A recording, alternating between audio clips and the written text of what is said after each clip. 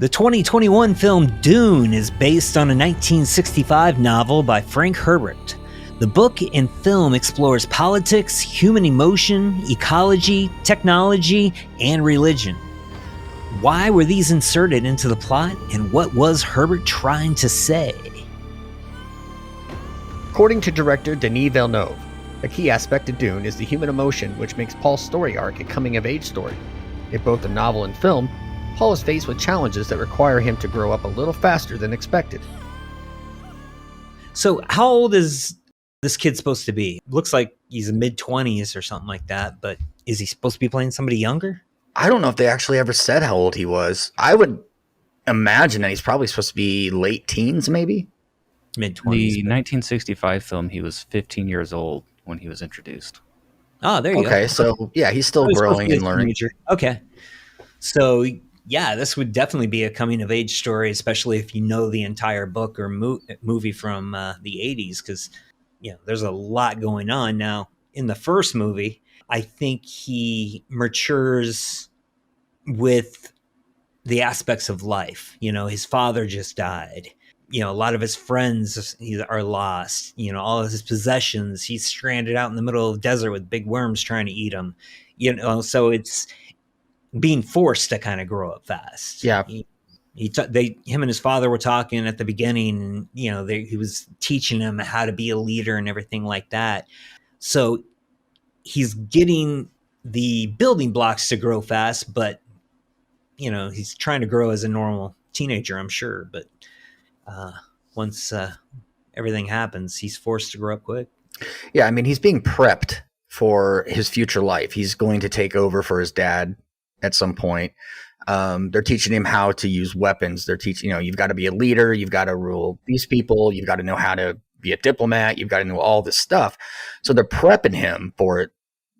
He just wasn't expecting it to happen as fast as it did. And it really kind of takes a toll on him, especially mentally, because, I don't think he was ready. Plus there's that pressure that he starts seeing visions and he's getting all this and not knowing exactly what that is. And then they drop the bomb on him that, oh, well, we purposely had you because you might be someone who comes along later and saves everybody. So let's just throw that on your plate as well. Yeah, he almost seems too young to be going through some of these things. Like, you're 15 years old, you're barely old enough to know what's going on in the world, to start thinking about it. And then he's just thrust into adult politics, basically. Yeah. Yeah, that's a lot for a 15-year-old to handle. Yeah, and it's basically, he is basically a Jesus figure in this too. So double check me on this, Nathan, but God or angels were coming down to talk to Jesus when he was a baby or, a kid, right? I mean, he knew from day one that he was here to save people. Now this kid's 15. He's thinking, okay, I've got to think about my countrymen. I've got to learn how to be a leader. At the same point, I got to wonder if I'm a witch or whatever these things are. Do I have powers to do that? Plus all these emotions and hormones kicking in, and and all of a sudden it's like, oh, by the way, you're going to be Jesus too. Yeah, that would scramble the brains a little bit. A little bit. Politics also play a key role in Dune. The galaxy is ruled by an emperor and features two feuding houses, the Atreides and the Harkonnen. Both want control over the planet Arrakis, a planet that is the only source of a natural resource called spice. After giving control of Arrakis to Atreides, the emperor reveals his true goal of eliminating Atreides by working with the Baron of House of Harkonnen. Doug and I just recently watched the 1984 version, and they spell things out for you so much easier. It's so much easier to follow. In the 84 film, the thing that controls bending of space comes to the emperor and says that you want to eliminate the House of Atreides because their son is going to become so powerful that he's going to be able to take you down. So you need to eliminate them. So he's like, okay. So he sets it up where, hey, come to the spice world and take a look at what we got. And while we're there, we can allow, the Baron to come in and basically wipe them out. So it was just a plain setup just to get rid of the House of Atreides. So this is very similar to the King Herod situation where he tried to kill all the infants to find Jesus and kill him then, right? We've got this teenage boy, and you've got a king or a ruler going in trying to eliminate him before he takes power. I mean, I guess you could say this is similar to like every Roman emperor situation. Yeah. It's also all the political side of this too, with, they kind of work in like a feudal system in a way. You have this emperor, but you have a spice guild and you have this guild and they're in charge of this and they're in charge of that. And then when you get to Arrakis, you have the people who are on the planet who are suffering and they're poor and there's no water. And basically they're like, hey, work for us and get all this spice for us so we can use it for all this other stuff. And we'll reward you with some water to drink, or we'll find some housing or something for you. But we're actually going to pocket all the benefits really for it. You're just going to do our work, which is kind of the way you see things in the world today, where you have corporations own everything and they get all the pocket, they pocket all the money, and all the workers are kind of left out a little bit. Yeah, I was just going to ask, why do you think Frank Herbert wrote this kind of situation into the film? Because he didn't just write this to make fiction. He was trying to say or address some kind of problem that he saw in politics. I mean, he had an association with the White House at that time. He had done some contractor work for them, correct? Yeah. So I think part of his influence on this was kind of what was happening in the Middle East too, because you still had kings over there who ruled everything, but it was also kind of a capitalist type situation, because what natural resources in the Middle East? Oil. And it's very important and it's very expensive, and it's almost kind of the same situation. You've got the ruler, and then you've got the people who are working hard for it, and now this ruler's got this mass quantity of a natural resource that he can sell and do whatever he wants to with it. And it's kind of the same thing. So I think maybe the Middle East may have had a little bit of an influence on that part of the story. And two, it could be a little heads up. It's like, look, you want to trust your leaders, but at the same point, you got to realize they have agendas as well. Mm-hmm. The emperor is doing all of this behind the scenes. That's why he pulls the Harkonnen out, brings House Atreides in, and then sends the Harkonnen back in. Well, it was the Harkonnen that did it, but they killed them all up. So, well.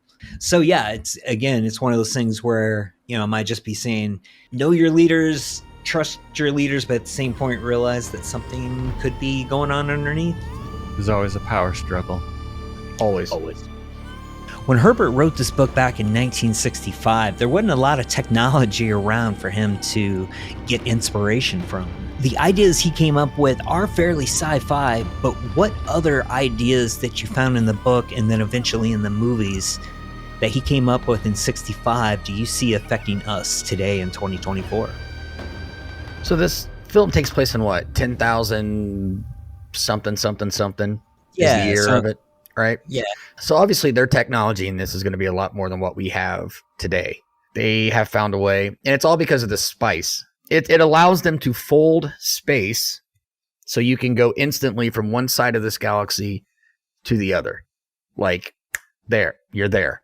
But yeah, right. He had to pull this stuff out and sit down and think what could they have? What are they going to use for weapons? He came up with some pretty creative stuff for 1965. I don't think they mentioned the names in the movies, but there are these humans that are called mentats, and they're basically human computers. They know everything, yet they can still interact. So it's basically he came up with a human version of AI. AI has been talked about for years, but in the past 2 years, it's all of a sudden everyone has it. Everyone's using it. And there's so many different movies and books about AI and how it can be bad and what it can do. What do you guys feel about AI? I don't know. It kind of scares me. I think it's useful. And I do wonder if maybe we advanced to creating it because of these movies. And are we scared of it because of these movies? I'm scared of it because I don't trust other people to do what's right with it. True. take anybody's face and put it on anything and make them say whatever you want them to say now with AI voice and all that stuff. And then that's just causes more problems. So I don't know if I'm a fan of AI. Yeah, you're right. Those people weren't in this film. I mean, all that we saw in this movie was like we got to see the shields that they used when they were fighting, which is kind of cool. And notice like even their ships though kind of look like helicopters, which I thought was interesting when you got all this other technological stuff, but just a If helicopter. it's not broke, don't fix it. Yeah, I guess not. Does anybody know when they discovered that theory about folding space? That idea comes back in Christopher Nolan's movie Interstellar, if I remember correctly. Well, you got that. You got, what was that horror movie that came out in the 90s with Sam Neill? Event Horizon. You know, that's exactly, I mean, he literally showed it where it was like, you know, this is space. You want to get from A to B. You fold the space and then you punch a hole in it. You've seen this in movies, you know, like you said, Christopher Nolan, Interstellar. Is that what you said? Yeah. And then, you know, but yeah, it goes back to the 90s. And then that was the first time I thought I heard of bending space. Up until then, it was either warp or hyperspace. Yeah. And at the beginning of the movie, they talked about how they made Paul, they chose to make him a boy. You know, that's something I don't think we've seen yet too much in our time. I'm sure somebody's trying to work on it, but you know, a lot of that, you got genetic engineering and stuff like that. Yeah, I've heard they're trying to like clone a woolly mammoth, and should we, which we talked about in our Jurassic one, should we even do that? No. I remember in college being asked a moral question about, you know, is it moral to genetically engineer the traits of your child? Should that be left up to nature? Or, you know, is it okay to say, I want a kid with brown hair, blue eyes, whatever? And here it is in this movie. I did not realize that that wasn't just a modern debate. That goes back for years, because this movie is going to basically talk about the morality of, you know, shaping your child's destiny, genetically engineering them, and what is okay and what makes a... So yeah, when it comes to genetic engineering and shaping people, yeah, they've been trying to do that at least since the 40s, if not earlier. Yep. So when it comes to ecology, Herbert had a lot to say throughout his book, and you'll see those in the movies as well. Whether it comes to climate change, terraforming, resource exploitation, there's a lot going on in the book, in the movies that definitely parallel what we're dealing with today. I did read that Herbert was fascinated with America's basically innovation of trying to control sand dunes, and this whole idea of man trying to control the land, the relationship between the land and humans. And I thought that was fairly fascinating. You can see that in the film, and you can see how he learned that the sand dunes were basically like water and behaved that way, like waves. Yeah, so Herbert actually, he visited some sand dunes in 1957 in Oregon, and he was watching how they were planting the grass to keep the sand dunes from moving and getting, you know, closer to places that they didn't want it to go. And he was told that basically if like the way that they use their resources on their land, eventually it's going to become one gigantic sand dune where it's just going to be barren. There's not going to be anything there because of the way that they're using these resources or taking advantage of these resources. And there's a little bit of that in this film. I mean, their only resource on this planet is the spice that's found in the sand, and they're just going to continue to take it all out until there's nothing left. And then what do you do? Now the planet's absolutely worthless. So I think that's where he was going with in this movie. That's the parallel between Dune and today.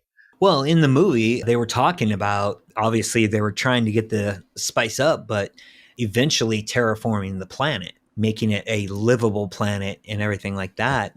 And that parallels with what we're dealing with, you know, over the past few years, all these test flights for SpaceX and everything. They want to go to Mars. And I know terraforming is hundreds, if not thousands of years away, but do you think it's good to start looking at that now, start putting the resources to go to Mars, or are we jumping the gun? Should we focus more here? I think you should focus more here. I know I'm not going to be on this planet forever, but I think what some people look at is they have that kind of mentality. I'm not going to live forever. So when this planet dries up or whatever, I'm not going to be here. What do I care? Well, my kids have to live here and my grandkids have to live here. And there's future generations that have to live here. And I think it's kind of our job to take care of the planet as much as we can while we're here. I don't think it's a bad thing to look to the future and look at Mars, but honestly, I have no desire to live on Mars. But we have the resources here. We just have to be smart with how we're doing it. Yeah. And that's just my I opinion. agree 100%, but I want to live on Mars. I want to go up there, and I absolutely agree with you. We need to focus on Earth, at least 98%. Yeah, which I think, unfortunately, that's kind of like where we're at with the way things are today. You can believe in climate change. You cannot believe in climate change, whatever. But I think the problem is they didn't think about any of that, and they didn't have a plan B. And now we're at to where it's like, oh, we've got to come up with something. What are we going to do where it's almost too late? So you have to be steps ahead. You have to think, what's this? And then what? And then what? And then what? And I think past generations kind of dropped the ball on that. Oh, yeah. But we're making steps. I mean, I remember riding with probably my parents, but, people, and, it's just sitting there and it's like eating a cheeseburger and it's like, I'm done. And just throw the trash out the window. Yep. And it's like, we don't do that anymore. Or No, most throw of us. your bottle in the lake. It's all right. Oh, yeah. Just drown it. I do really think that is something Frank Herbert was trying to say in the film, because he commented in an interview in the 60s that he went out in the middle of nowhere to this beautiful landscape and found plastic bottles there in the middle of nowhere in the water. And that was something that kind of troubled him.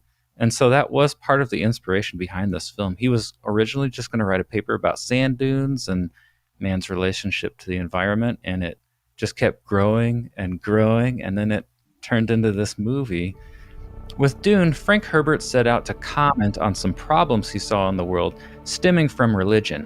A dissertation paper by Sanjana Singh states Herbert felt the need to criticize organized religion, the unquestioning obedience of the masses towards a messiah, and the dangers of fanaticism in some adherents. Despite this, he still felt religion was a necessary part of culture and the collective unconscious, and tried to show it in a positive light when it plays an important social function. But the question arises from the plot. Is a prophecy really a prophecy if humans intentionally make it happen? Do you guys think that the Bene Gesserit doing selective breeding to create their Messiah, is that cheating? Is it a prophecy if you're basically going through the motions to make it happen? No, I don't think so. I didn't really think about it that way, but you're right. If you create it, it didn't happen naturally.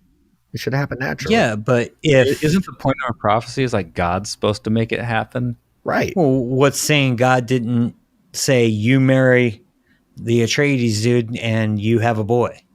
Because God didn't tell her to do that. You don't know She that. made that choice. You weren't there.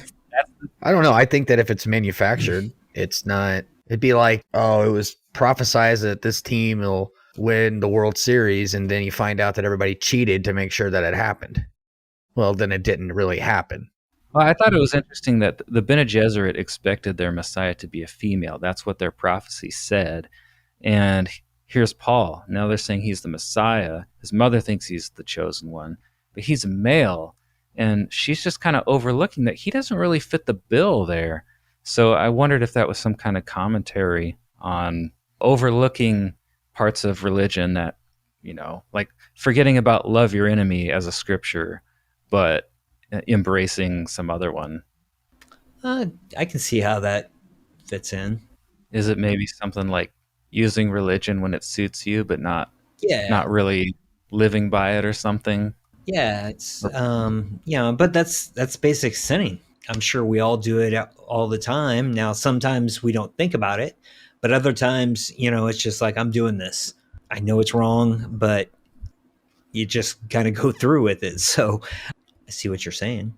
You have to wonder why she wanted Paul to be the Messiah if he didn't fit the prophecies.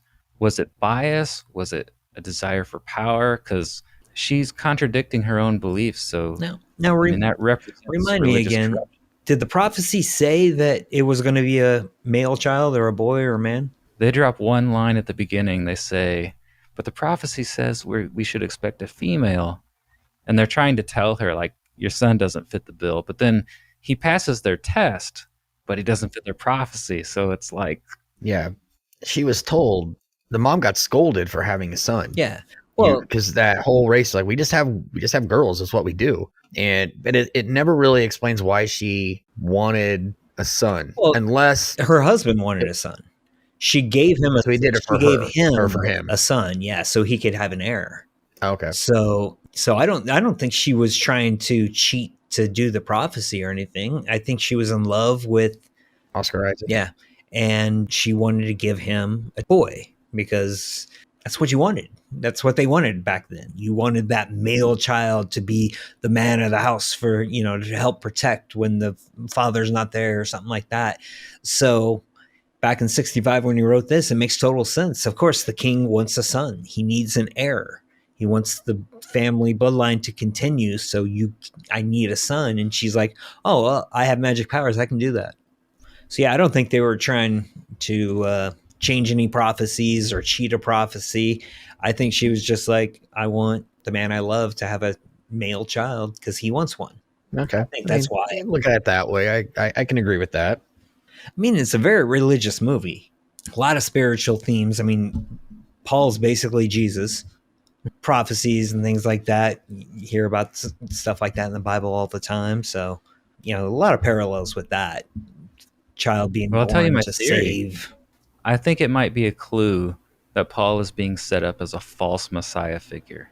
If he doesn't 100% fit the prophecies, then we get to the end of the film, and Paul has to make the choice to kill a Fremen warrior in order to save his mother's life. Well, the question is, if he succeeds in battle, does that mean he failed to be the Messiah figure? Or does that mean he succeeded and he took up his true calling to be this Messiah?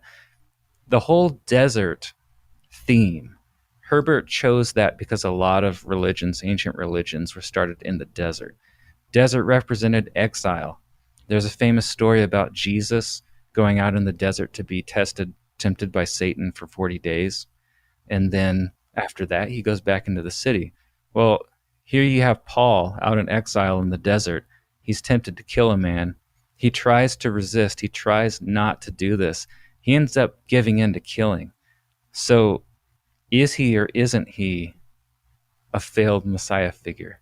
I don't know if killing the guy means he took up his mantle or if he failed his temptation in the desert.